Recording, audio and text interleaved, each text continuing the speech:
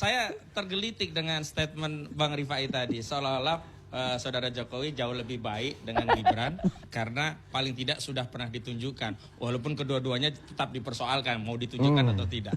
Saya justru mendapat ungkapan yang agak pas dengan kasus ini. Antara Jokowi dan Gibran itu like father like son. Jadi dua-duanya juga bermasalah soal ijazah, soal kelengkapan syarat untuk menjadi pemimpin. Sayangnya ini pemimpin tertinggi di Republik ini. Kalau Saudara Joko Widodo itu ketua RT, Gibran itu wakil ketua RW, mungkin nggak dipersoalkan karena dampaknya hanya kepada RT RW. Kalaupun ada masalah paling RT RW saja ya.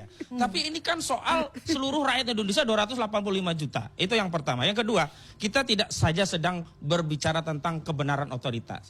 Kita bicara kebenaran norma, kebenaran fakta, baru kita bicara tentang otoritas, siapa yang menyampaikan kebenaran. Sepanjang otoritas itu tidak bermasalah, saya pikir kita tidak mempersoalkan materi apapun yang disampaikan oleh otoritas. Bahkan di dalam kaidah ilmu hadis, sebelum kita bicara matan, redaksi hadis, yang pertama itu otoritas yang meriwayatkan, rawi namanya. Sekali saja perawi itu dusta, ditolak semua hadisnya. Nah sekarang kita bicara tentang ijazah yang disampaikan asli dari seorang yang terbukti banyak bohongnya. Dalam hal ini Saudara Joko Widodo. Artinya menurut kalau kita Anda banyak bohongnya, otoritas kebenaran itu hanya kepada Saudara Joko Widodo, bisa terjerumus seluruh Republik ini, begitu loh.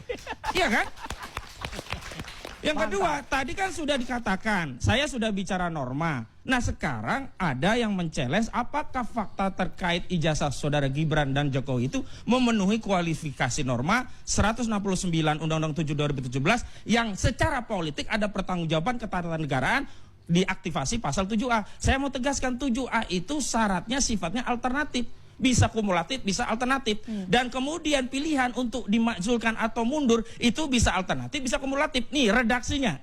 Presiden dan atau wakil presiden dapat diberhentikan dari masa jabatannya dan seterusnya. Itu dari sisi penghentian. Yang kedua, kalau kita bicara pemakzulan itu berbeda dengan pemunduran diri. Pemakzulan itu harus ada bukti dan terbukti di persidangan. Itu pemakzulan. Tapi kalau mundur tanpa alasan, orang pun bisa mundur. Dan hari ini sangat banyak ya yang kemudian memberikan legitimasi kalau Saudara Gibran mau mundur. Kenapa? Kalau mundur itu tidak perlu ada putusan pengadilan. Sehingga tidak tepat kalau kemudian Gibran mundur, Prabowo juga harus mundur. Kenapa? Karena syaratnya alternatif dan atau bisa kumulatif, bisa alternatif. Yang kedua, kalau untuk mundur itu tidak butuh alasan, tidak butuh bukti.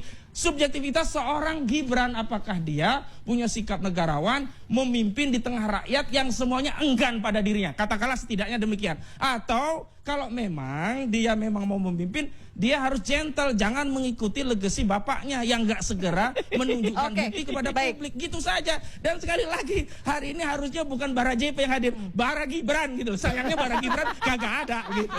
Baik Pak Ahmad.